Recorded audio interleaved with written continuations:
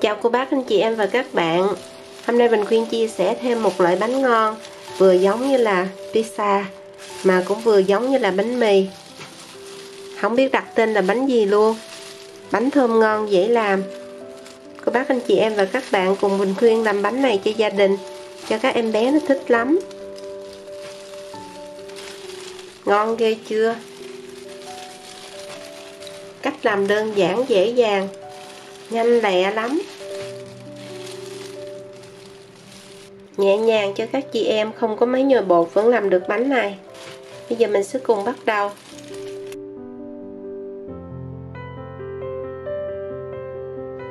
Nguyên liệu làm món này sẽ có 2 phần, bột với lại nhân. Trước tiên mình phải làm bột trước. Để tiện và nhanh thì thành phần nguyên liệu mình khuyên để bên dưới video trong phần mô tả, hoặc là anh chị em và các bạn vừa coi vừa làm giống mình khuyên nha. Mình lấy 110ml nước ấm, tức là nước có nhiệt độ từ 30 cho đến 38 độ C. Anh chị em và các bạn đừng có lấy cái nước mà nguội quá thì men nó khó nở, còn nước mà nóng quá là men sẽ bị chết. Sữa này cũng là sữa ấm luôn. Lượng chất lỏng nó tùy thuộc theo loại bột. Bột cũ thì nó hút nước nhiều hơn bột mới. Tổng cộng có lượng chất lỏng là 220g. Tiếp theo là 2 muỗng cà phê đường. Mỗi một muỗng như vậy là 6g, 2 muỗng là 12g. Một gói men làm bánh mì. Men khô, tức là yeast, 7g. Men không cần kích hoạt hoặc là kích hoạt đều được. Mình cho trước vô giày để kiểm tra coi cái men nó còn hoạt động hay không. Tốt nhất là mình phải mua men mới. Men cũ là nó không có nổi, làm cho bánh bị hư. Anh chị em và các bạn quậy. Xong cái mình để qua một bên. Chờ cho cái men này nó nổi gạch cua. Bột làm bánh mì. Ở Đức là 550, ở Pháp là số 55. Ở Mỹ là prep flour, ở Việt Nam là số 13. Hoặc là anh chị em và các bạn không có thì mình cho cái bột này cũng được, tức là bột mì đa dụng. Nhưng mà hôm nay mình khuyên làm bột mì số 13 với lại dầu ăn thường hoặc là dầu olive đều được. Mình lấy 400g bột mì. Sau khi chuẩn bị xong quay lại nhìn thấy nè, men nó nổi lên như vậy. Nó nổi như vậy người ta gọi là nổi gạch cua, tức là men này hoạt động tốt. Một cái trứng gà. Mình tách vào đây một lòng trắng trứng. Để bên đây một lòng đỏ, chút nữa mình quét mặt bánh. Cho hết bột vô. Cho vô đây 3 muỗng canh dầu olive. Anh chị em và các bạn cho vô cái chỗ nước á, chứ đừng cho vô chỗ bột. Mỗi muỗng là 15ml. Dầu ăn thường cũng được luôn nha anh chị em và các bạn. Nhưng mà cái bánh này mình cho dầu olive nó mới thơm. 1 muỗng cà phê muối. Rồi mình trộn lại. Chị em nào có máy thì nhồi cũng được. Kiểm tra mình thấy nó hút hết như vậy là được nè. Lấy một cái khăn mình nhúng nước ấm, sau đó mình phủ lên. Để trong vòng 5 phút. Sau 5 phút, chị em và các bạn thấy cái bột nó mềm. Lúc này mình nhồi sơ lại. Nhẹ nhàng luôn. Chứ ngay từ đầu mình đừng có nhồi, nó sẽ mệt lắm, nó cực mình, nặng nữa.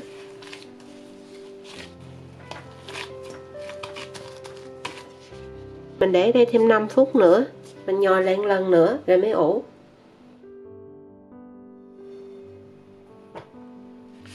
Rồi bây giờ mình nhồi lại nè.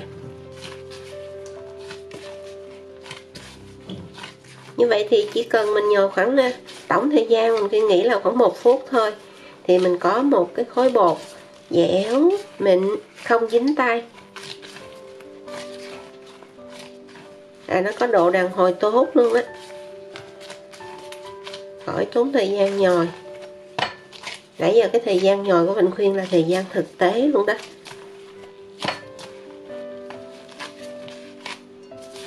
Chị em và các bạn vo tròn lại. cho một xíu dầu, mình láng cái thau cho nó đừng có dính á. Cái bột mình cũng láng cái dầu để cho nó không có bị khô mặt. Rồi cũng nhúng tiếp cái khăn làm cho nó ẩm, rồi đậy lên mình ủ nha. Thời gian ủ phụ thuộc mùa hè hay là mùa đông. Mùa đông thì mình ủ 40 cho đến 45 phút, còn mùa hè thì khoảng 30 cho đến 35 phút. Ở những nơi khí hậu nóng, anh chị em và các bạn cho 6 gram men khô, khí hậu lạnh thì mình cho 7 gram. Tức là mình chỉ ủ cho đến khi nào bột nở gấp đôi. Nên anh chị em và các bạn mà ủ lâu quá đó, chút nữa cái bánh mình ăn á, có cảm giác cái bột nó bị khô. Còn nếu như mà mình ủ chưa đủ thời gian á, thì mình đem ra mình ủ tiếp lúc mà mình tạo hình. Nhân bánh mình có ớt chuông xanh, vàng, đỏ. Nếu mà không có ớt chuông thì mình cho rau bina, tức là rau cải bó xôi hoặc là củ hành tây. Còn cái tương cà chua này thì bắt buộc mình phải có. Nếu không có thì anh chị em và các bạn coi lại cái video mình Khuyên có chia sẻ cách làm tương cà chua. Mình Khuyên để cái link phía trên chị em và các bạn nhìn qua nha. Phô mai thì bắt buộc phải có. Đó là mình chọn cái loại mozzarella. Cái loại này chút nữa nó kéo sợi. Nếu mà có nhân thịt thì cho, còn không có thì mình sẽ cho nhân cá nè, cá hộp á, cá tuna, tức là cá thunfish ở Đức, hoặc là dăm bông thịt nguội cũng được luôn, anh chị em và các bạn cắt nhỏ ra. Hoặc là cho thịt bò xay. Bò xay thì mình nêm chút xíu gia vị như là muối, tiêu với lại bột nêm. Còn cái dăm bông này thì khỏi cần nêm bởi vì nó có vị mặn rồi. Cá này nó cũng có vị mặn luôn, mình thử khỏi nêm. Ớt chuông mình cắt bỏ cái hộp với lại những cái trắng trắng này. Ớt chuông có thể lấy một màu cũng được, nhưng mà mình cho nhiều màu cho nó đẹp. Xanh xanh đỏ đỏ cho em nhỏ nó mê. Sau đó anh chị em và các bạn cắt cũng nhỏ nhỏ ra. Bởi vì cái bánh của mình nó nhỏ, thành thử mình cắt hạt lựu nhỏ. Anh chị em và các bạn làm từng bước giống như mình Khuyên thì sẽ tiết kiệm được thời gian nấu nướng của mình. Thành phần nguyên liệu chuẩn bị trước thì mình Khuyên có ghi bên dưới video trong phần mô tả. Sau đó mình trộn chung lại với nhau. Cho vào đây 1/3 muỗng cà phê muối, chút tiêu, xíu tiêu, 1 muỗng cà phê dầu olive. Sau đó trộn chung lại. Để quét mặt bánh thì mình có 1 lòng đỏ trứng, 1 muỗng canh sữa tươi không đường với lại mè. Mè này không cần rang. Đây là bột sau khi mình Khuyên ủ 40 phút. Phồng lên luôn. Mình ấn xuống cho nó xẹp cái bọt khí nè.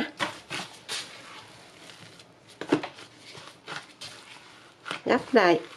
Xong rồi cho ra bàn. Tạo hình. Nướng luôn. Nếu lò nướng chậm nóng thì bây giờ mình đi bật lò nướng lên luôn. 200 độ C, tức là 392 độ F. Bột mình cho ra bàn.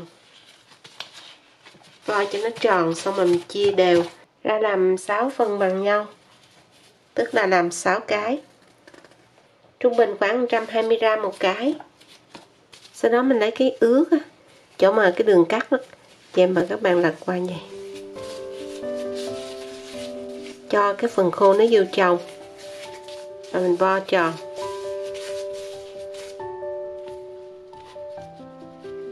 Tiếp tục nè, phần ướt cho ra phần khô vô trong.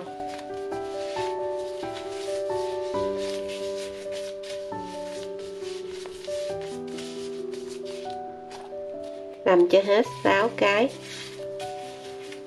Sau khi mình làm xong rồi thì mình quay lại cán bột, cho nhân luôn, nhanh lắm. Làm sao miễn cái mặt này nó phẳng là được. Kiếm cái gì đó đậy lên cho nó đừng có khô. Lúc nãy cái viên nào mình đã vo tròn trước, bây giờ mình sẽ cán trước. Rắc bột áo bên dưới. Bột nãy giờ mình để nghỉ cũng được 5 phút rồi. Anh chị em và các bạn có thể cán cho nó dài ra hoặc là hình tròn đều được. Mình cán dài. Xung quanh nó thì mỏng hơn bên trong. Để chút mình cuốn lên. Sau đó mình mới cầm miếng bột này mình cho lên cái khay có lót cái giấy nướng bánh, cho phô mai lên xung quanh, chừa để chút xíu nữa mình gấp lên nữa. Mình mới gấp cái bột này lên, lấy tay ấn xuống.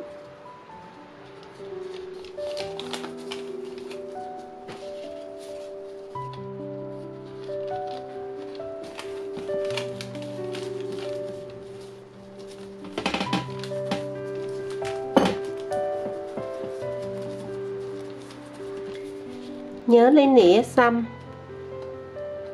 cho bánh nó đừng có phù lên. Một chút xíu dầu ô liu, một muỗng canh sốt cà chua, đừng cho nhiều quá một chút nó bị chua đó. Can đều và làm nhanh nhanh để cho bánh nó nở bằng nhau. Nhân cho lên. Rồi cái này con gái mình thích ăn thịt nguội nè, mình cho thịt nguội, rắc phô mai lên luôn. Lần lượt mình làm giống y chang nãy giờ. Em nào có trái ô liu cho lên cũng ngon lắm. Bánh nhân cá cho ông xã. Dạ và các bạn đoán rồi Bình Khuyên thích ăn bánh nhân gì nè. Nhớ để bình luận bên dưới cho Bình Khuyên biết nha.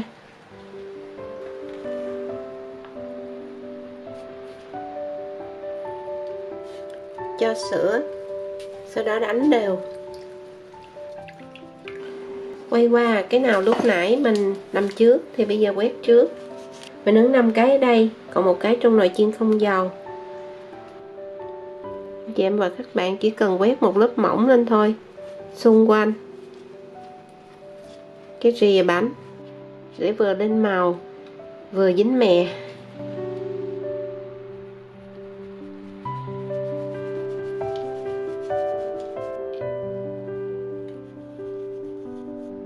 Nhúng cọ xong mình quét qua một lần thôi, đừng quét nhiều quá.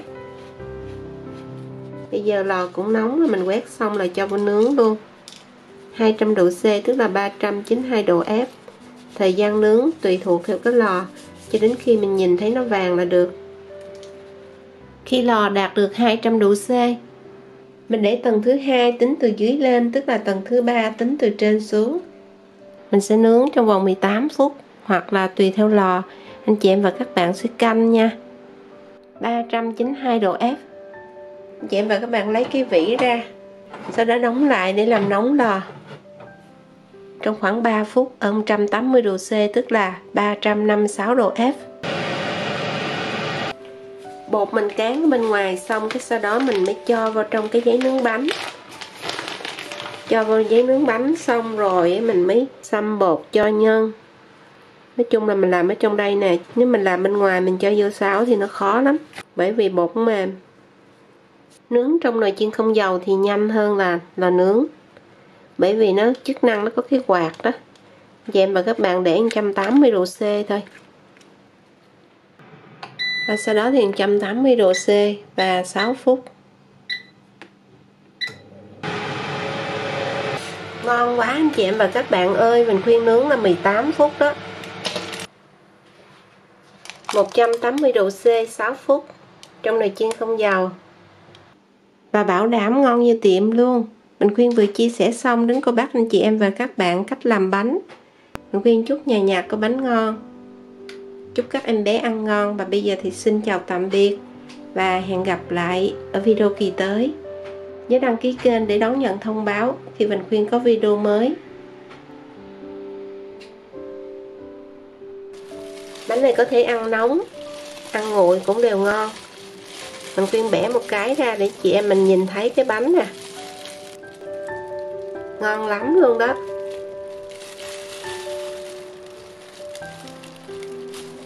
Wow, xuất sắc. Bảo đảm là làm xong bánh này các chị em mình sẽ được khen cho coi.